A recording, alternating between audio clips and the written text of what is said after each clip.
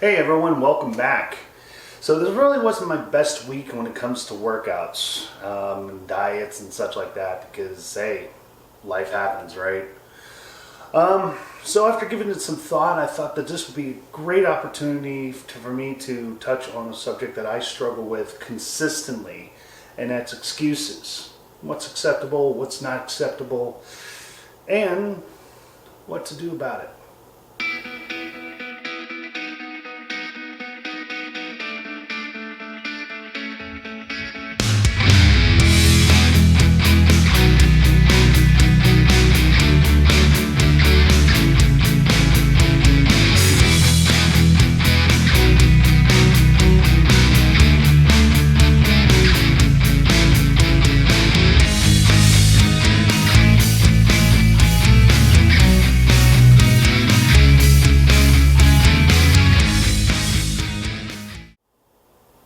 So this really wasn't my best week, and I've got no excuse for it. My diet, my daughter made a really good pizza, and anybody who knows anything about me knows that I'm a sucker for pizza. More meats, more cheeses, the better, you know. But on top of that, I also missed 3 workouts this week. One reason was because I just wasn't feeling it that day. Another is, I'm trying to remember what the other time was. I think I didn't sleep well the following night, you know. And the thing is I try not to let excuses get in the way. When it comes to excuses, I think there are acceptable excuses. I think there's not acceptable. My week here, these excuses, they weren't acceptable in any way, shape, or form. The pizza, you know, if I just, you know, limit how much I eat, which is actually getting easier. The more I've been dieting and exercising and everything like that, doing things like junk food and pizza and everything else like that, and you know, it's a lot easier now because my body's acting differently now. As a matter of fact, I had some fast food last night because we just ran out of time as far as cooking anything, and I thought, well, I'll just grab something on the way home and we'll eat there. But the thing is that, you know, every time we've been doing it here lately, we end up feeling so sick afterwards. And don't get me wrong, the food's great. Food tastes great, but you know, the lingering effects afterwards, it kicks my rear end. But basically, you know, I think that I'm not saying that people should cut out, you know, the foods they love. I think it just should be done in moderation. I think everything should be done in moderation, and not be really much of an issue. Drinking, smoking, stuff like that. As long as it's done in moderation, you know, the side effects are, from what I've seen anyway, has always been minimal.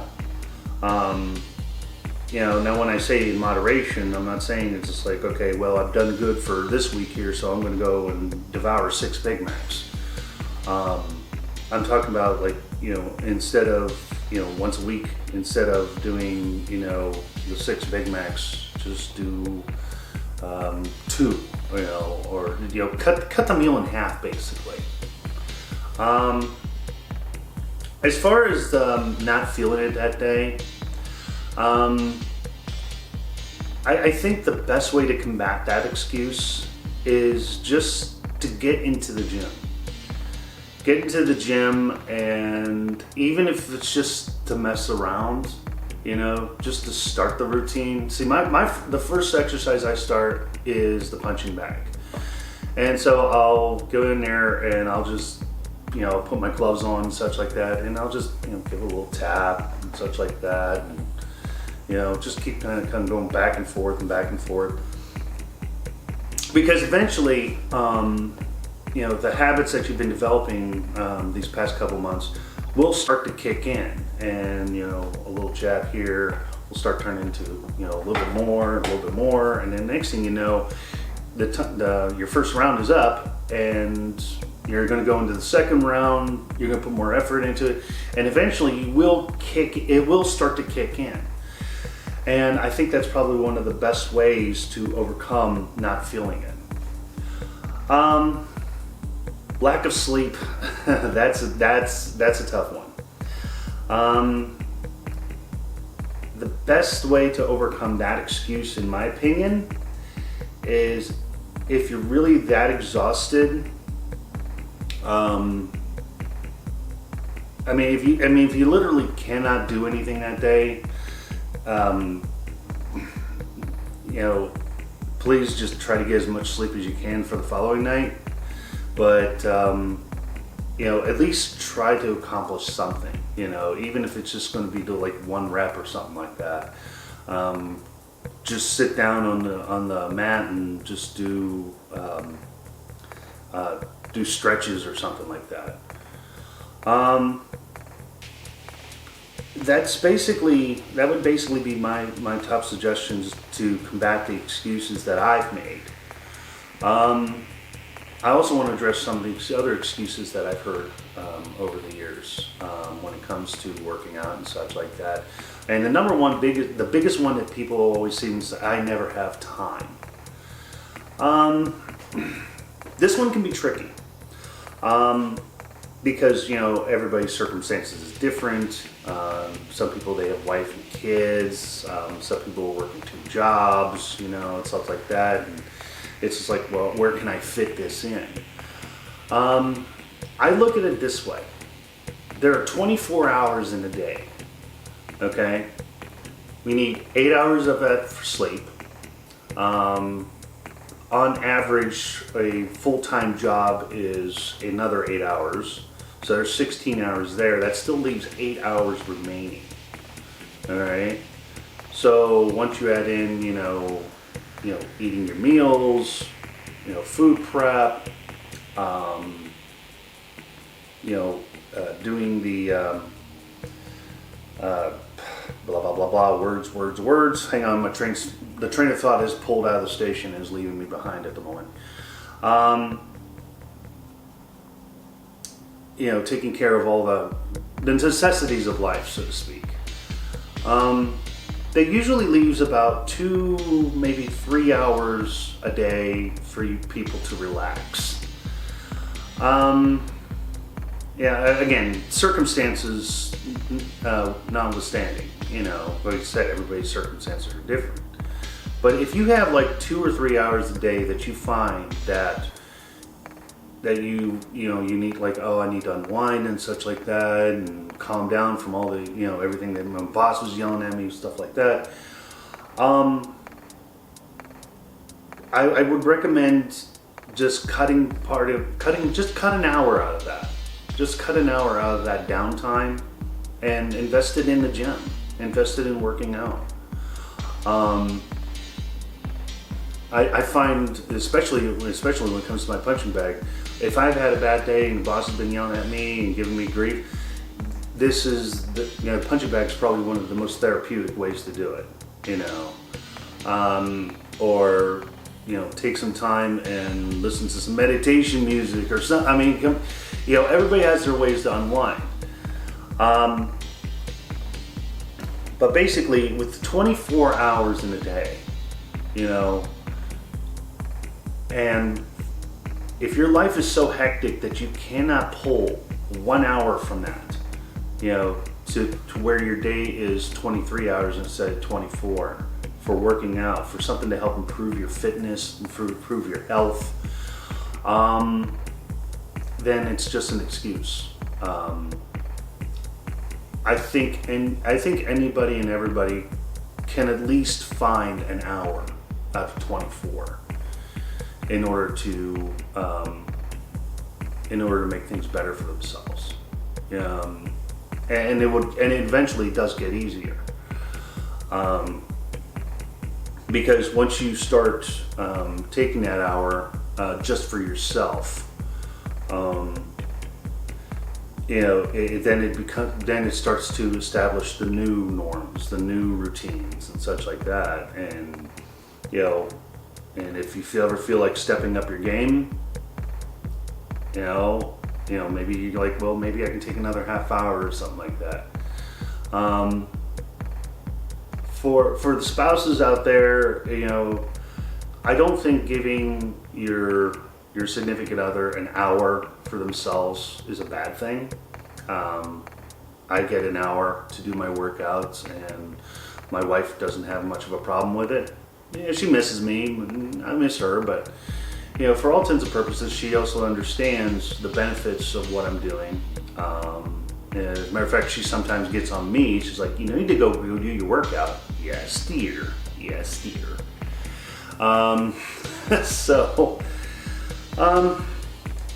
But basically, if you find yourself making excuses as to why you're not doing this, I would strongly encourage you to relook those excuses over. Are they actually legitimate? Or is it just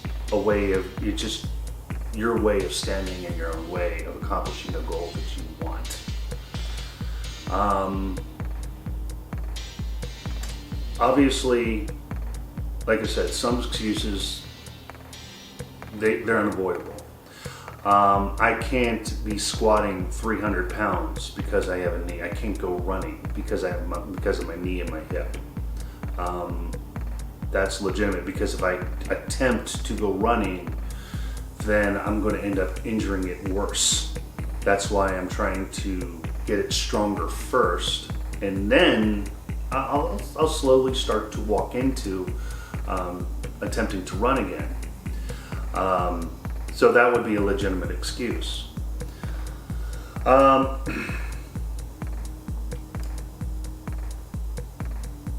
If your weight is your issue, where you're like 300, 400, 500 pounds and such like that, and it's so difficult for you to get down and do something, it's an excuse, but it's not a pass, because I've seen a lot of people who've been able to start the progress to get that kind of weight off. Now, I'm not there yet. Hopefully I never will. I don't never want to be bedridden or anything else like that. But if that's a circumstance that you're in, please talk to your doctor and tell them, one, that you want to get you want to get the weight down. They may recommend something like gastric bypass surgery or something like that, or whatever. But the thing is that talk to your doctor and come up with a game plan to get the ball rolling, so to speak. Outside of that, that's pretty much all I have for today. When it comes to excuses, I do like the meme that goes around that says no excuses, and I try to live that. I'm flawed, I'm lazy, and some days I just don't have it in me. But it's not an excuse. It is me getting in my own way. I think deep down, a lot of us, we stand in our own way of accomplishing the things we want in life. It could be from low self-esteem or whatever. But I think we are our biggest hurdle to overcome. And I agree with, I don't remember who said it, but I remember a long time ago someone someone basically gave the best advice I ever heard, and that is, give yourself permission to succeed. And I think that is a great piece of advice.